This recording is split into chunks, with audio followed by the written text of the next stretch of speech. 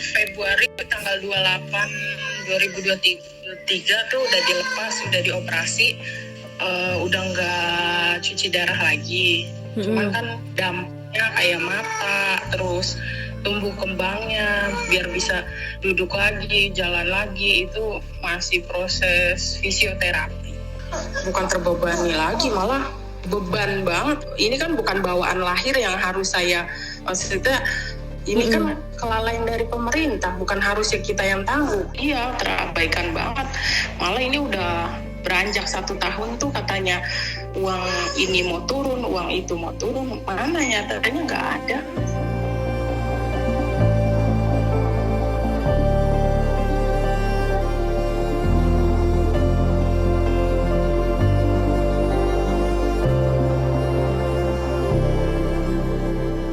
Itu sudah dilakukan pengujian oleh Puslapor Mabes Polri. Itu ditemukan hasil pengujian cemaran EG itu mencapai 96 sampai dengan 99,85% etilen glikol.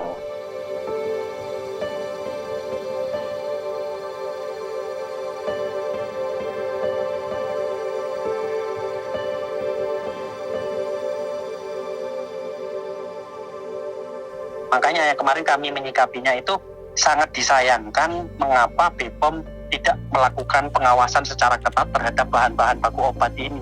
Kok diperbolehkan PBF, perusahaan besar farmasi itu membeli bahan baku kepada non-PBF, itu salah satunya. Andai kata BPOM bisa mengawasi dari masuknya bahan baku obat, saya rasa ini nggak mungkin terjadi.